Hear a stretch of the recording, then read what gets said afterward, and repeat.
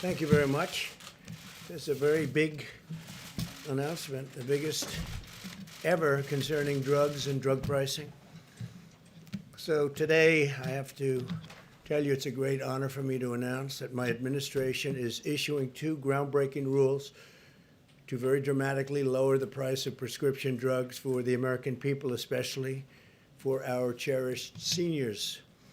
We're pleased to be joined on this occasion by Secretary of Health and Human Services Alex Azar and Administrator of Center for Medicare and Medicaid Services, Seema Verma. Thank you both. Thank you both. And thank you all for being here. Appreciate it. The unprecedented reforms we're completing today are the direct result of the historic drug pricing executive orders I signed in July. Statutorily, we had to go through a very long process, and we got it done. I was very proud to have gotten this done. We were pushing it very hard, as we did with the vaccines and other things. The first action will save American seniors billions of dollars by preventing middlemen, famous middlemen they call them, from ripping off Medicare patients with high prescription prices. Currently, drug companies provide large discounts on the price of prescription medicines, including nearly $40 billion in rebates to Medicare Part D plans last year alone. Yet often middlemen stop those discounts from going to the patients, which is what we're interested in, not the middlemen who need it the most. So the patients are going to be now getting the benefit instead of these very wealthy individuals. Patients pay very high prices, and they have for many years, although we brought it down, first time in 51 years, with the costs adding up to hundreds or even thousands of dollars per year per patient. Today's action ends this injustice and requires that these discounts go directly to people. These are the people that need it. This will save patients up to 30%, could be 40%, could be 50%, could be much higher than that. These are numbers that nobody's ever even contemplated. And that doesn't include life-saving drugs like insulin, which will be even higher. Insulin was destroying lives and destroying families because the cost was so high, and now it's at a level that nobody can even believe. Is that correct, Seema? $35 a month, from many times that number. The second rule we're finalizing today will transform the way the U.S. government pays for drugs to end global freeloading on the backs of American citizens and American patients. Until now, Americans have often been charged more than twice as much for the exact same drug as other medically advanced countries. We would be having a drug, identical drug, same company, and we'd pay many times the price of what that drug would sell for in certain countries.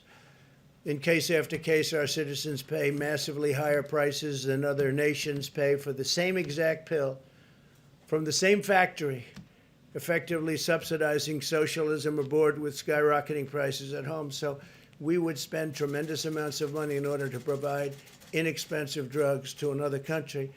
And when I say the price is different, you can see some examples where the price is beyond anything 4 times, 5 times different. For example, Medicare Part B recipients are forced to spend 5 times more for a common breast cancer medication than patients in other countries. So 5 times more. And we have other examples that are substantially higher than that. To address this unfairness and to lower prices for Americans, we're finalizing the most favored nation rule. Remember that name, most favored nation rule. Nobody's ever done this. The drug companies don't like me too much, but we had to do it. It took a long time before we were able to do this because statutorily we had to go through a process. But there'll never be anything like this. I just hope they keep it. I hope they have the courage to keep it because the powerful drug lobby, Big Pharma, is putting pressure on people like you wouldn't believe. Medicare will now look at the price that other developed nations pay for their drugs. And instead of paying the highest price on the list, and we are substantially higher than any other country in the world, we will pay the lowest price. In other words, we take the lowest price and we match whatever the lowest price is. leading to colossal savings for all Americans. And we're talking about savings of 50, 60, 70%, 80%. Different drugs, different prices. In addition, today, we're taking one more historic action to hold down drug prices. In the past, drug companies have been allowed to identify certain very old generic drugs that have been widely available for decades and exploit a misguided program called Unapproved Drugs Initiative. That's Unapproved Drugs Initiative, a program that has been around for a long time and hasn't been too good for the people that were supposed to benefit to obtain market exclusivity on these medicines. So we are doing something that nobody thought anybody would do. The savings is going to be incredible. Then they've jacked up the prices by as much as 1,000 to 5,000% on this product. This program has also caused shortages of important medicines. Today I'm announcing that we are ending the Unapproved Drugs Initiative program to stop this unfair practice. So prices are lifted by 1,000% to 5,000%, in one or two cases even more than that. And we're ending this. We are putting an end to it. Together, these reforms will save American patients many, many billions of dollars every single year. For generations, the American people have been abused by Big Pharma and their army of lawyers, lobbyists, and bought and paid for politicians. But I've been loyal to the special interests. I've been loyal to our patients and our people that need drugs, prescription drugs, and devoted myself to completely fighting for the American people. You see that? This is not an easy thing to do. Big Pharma ran millions of dollars of negative advertisements against me during the campaign, which I won, by the way, but, we'll find that out. Almost 74 million votes. We had Big Pharma against us. We had the media against us. We had big tech against us. We had a lot of dishonesty against us. But Big Pharma alone ran millions and millions of dollars in ads. In fact, I looked at it. I said, who is it? I've never seen anything quite like it, because I told them I'm going to have to do this. I was put here to do a job. And Pfizer and others were way ahead on vaccines. You wouldn't have a vaccine if it weren't for me for another 4 years, because FDA would have never been able to do what they did, what I forced them to do. And Pfizer and others even decided to not assess the results of their vaccine. In other words, not come out with a vaccine until just after the election. That's because of what I did with favored nations and these other elements, instead of their original plan to assess the data in October. So they were going to come out in October, but they decided to delay it because of what I'm doing, which is fine with me, because frankly, this is just a very big thing, a very big thing. What I'm doing here, I don't know if anyone's going to appreciate it. These people can't even believe it. Alex, even you can't believe it, can you? Look at you. So they waited and waited and waited, and they thought they'd come out with it a few days after the election. And it would have probably had an impact. Who knows? Maybe it wouldn't have. I'm sure they would have found the ballot someplace, the Democrats and the group. These corrupt games will not deter us from doing what is right for the American people. And I will always put American patients first. And I think it can never be shown better than what I'm doing today. Already we successfully lowered drug prices for the first time in 51 years. In September, we finalized a rule allowing states, wholesalers, and pharmacies to safely and legally import drugs from Canada. Career politicians have promised to institute this reform for decades, and we got it done. The reason Canada, and this is going to be, I think, just a short-term fix, because until we have the favored nations fully ready, which we hope to be in January 1st. I think a very important thing is to say January 1st. It's right around the corner. But I'm giving governors the right to go to Canada, because they'll pay approximately 50% less for their drugs that they buy for their states. So the governors buying drugs for their states go to Canada. They buy the drugs for very, very much less, and they'll be able to pass that on to the people of Florida. Ron DeSantis was the first one to ask, but others are asking also. And it's a great thing. I mean, you'll save 50%. They're going to buy a lot from Canada. initially, and I think ultimately they'll be comparing prices. You'll get the lowest price anywhere in the world, so you won't need to buy from Canada. In a few weeks, my administration will also finalize rules requiring federally funded health centers to pass drug company discounts on insulin and EpiPens directly to patients, and the EpiPen prices come way down. We remember those horrible stories about EpiPen. Well, the prices now come way, way, way down. We capped insulin costs for many seniors at just $35 a month, as I said, saving them an average of nearly $500 to $1,000 a year just on insulin. Saving $1,000 a year on insulin. Since I took office, we've reduced Medicare Part D premiums by 12%, putting nearly $2 billion back into seniors' pockets. Now, 12% is great by any standard, but 12% is peanuts compared to what we've done with favored nations.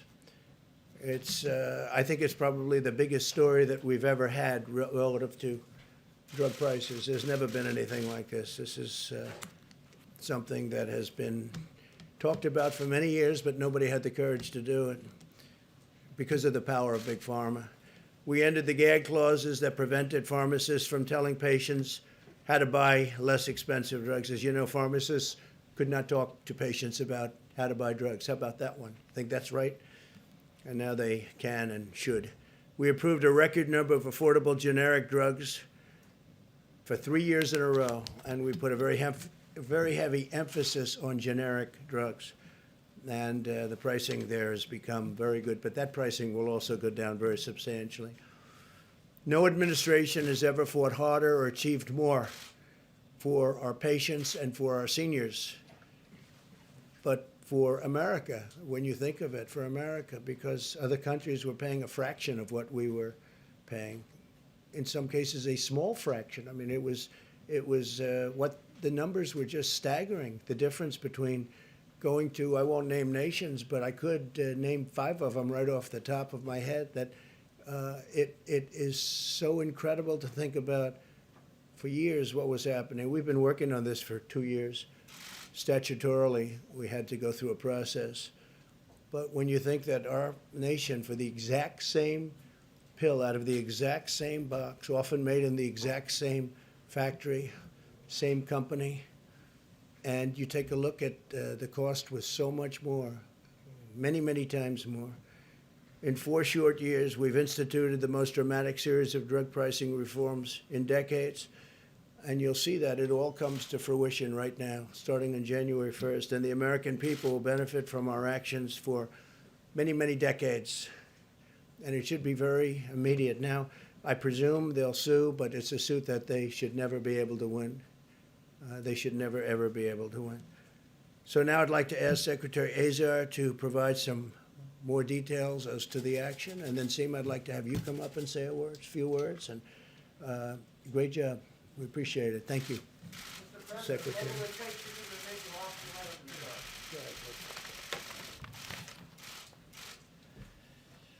Well, thank you, Mr. President.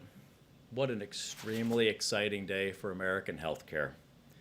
On top of the news that you just made, today, Pfizer will be filing an application for an emergency use authorization with the FDA for their COVID-19 vaccine that appears to be 95% effective.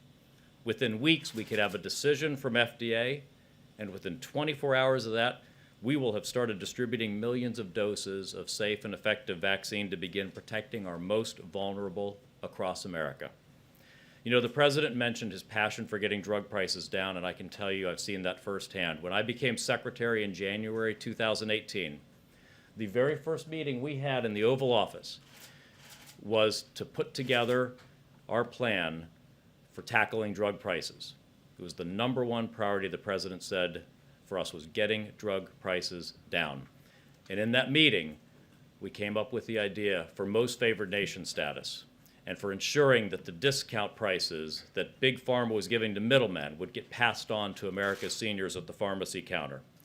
And almost 2.5 years ago, in May, the President laid out the most comprehensive vision for reforming drug pricing in American history.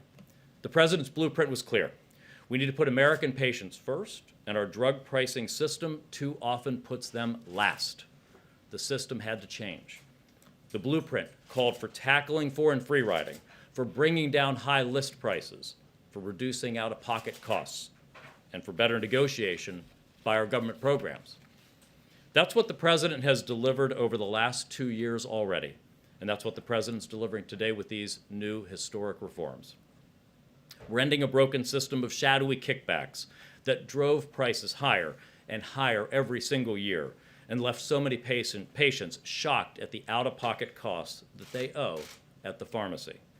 We're replacing that system with upfront discounts in Medicare delivered straight to the patient at the pharmacy counter. We're bringing negotiation to the way we pay for the most costly drugs in Medicare, fixing a system where the government just took the price that drug companies offered, paying about twice as much as comparable countries. We're ending a program that's been used by drug companies to jack up prices on older drugs. The President's actions today boldly take on the big drug companies, take on the middlemen, and take on foreign countries' free riding off of Americans. If you don't believe how fiercely special interests have fought these efforts, you must not have watched any TV in Washington over the last couple of years. Special interests have run millions of dollars in ads against the President's drug pricing initiatives. Mr. President, they underestimated me, and they sure as the devil underestimated you. About 2 years ago, just over in the Roosevelt Room, the President signed legislation to ban pharmacy gag clauses alongside me and his drug pricing advisors. That included my friend and colleague, Dan Best, who passed away 2 years ago this month. And he devoted his life to lowering drug costs for American patients, putting them at the center of our healthcare system, just as President Trump has done. And he was one of the key driving forces behind the rules that we are announcing today. I wish Dan could have been here today, Mr. President, but today's actions are a lasting legacy for him and for you. The President's historic actions will transform drug pricing forever and build the system that the American people deserve, a system that puts American patients first. Thank you so much, Mr. President, for making today possible. Thank you, Alex, very much. Thank you. Senator Brooks. Masks and hoop earrings don't work well. Thank you, Mr. President, for your leadership. And let me take a moment to give some context for today's announcement. From day one, President Trump made it very clear that he wanted to make health care more affordable and accessible to every American. And the most important thing is that he wasn't afraid to take on the special interest groups to get this goal accomplished. And in the absence of any meaningful legislative support, this administration has delivered real, tangible results. Premiums down in Medicare by 34%, the lowest in 14 years, and some areas saw declines almost as much as 60%. We stabilized the exchange, lowering premiums for the first time, and brought back more plan choices. We have set forth a pathway to make the American healthcare system work more efficiently to deliver better quality and lower cost, tackling long-standing problems that no other administration had the guts to do. And the list is long. Price transparency so that patients know what they're getting charged before they get their care, portable digital health records so patients have their complete medical history right on their phones, reducing regulatory burden so that doctors can spend more time with patients. The healthcare system will work better because of what this administration and President Trump has accomplished. And as the President noted, our achievements on drug pricing are no less sweeping and unprecedented. Thanks to regulatory changes in 2017, the Part D premiums have dropped to some of the lowest rates in 7 years, saving beneficiaries over $1.9 billion in premiums. And we're also bringing price transparency to Medicare so that doctors and patients have pricing information when drugs are prescribed so that patients can get the best deal. The President's senior savings model has our Medicare beneficiaries cheering this year as they are selecting plans in this year's open enrollment. They have over 1,600 plans that are offering insulin for just $35 a month or less, and that is a massive 66% savings. Today's announcement is about Part B, where the Medicare program has been nothing but a powerless price taker. And the problem is simple. While there are market forces and negotiations that serve to reduce costs in other parts of the healthcare system, It just doesn't exist in Part B, which pays for drugs that you get in a doctor's office, cancer drugs and other infusions. In Part B, American seniors and taxpayers pay whatever drug companies want to charge. And doctors also get paid a percentage add-on.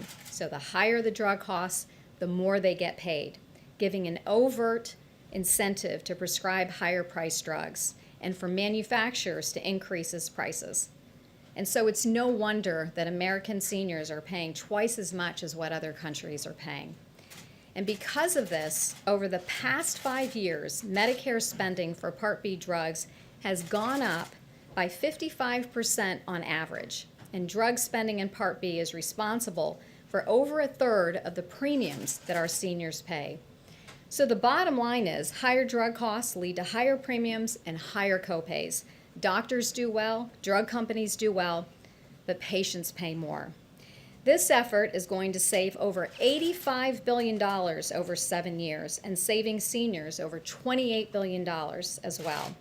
And so I want to thank the President for being a problem solver, willing to think big and to act boldly on behalf of the American patients. His record of success over the last 4 years is a testimony to that mentality. Thank you. Thank you, Sue. Thank you.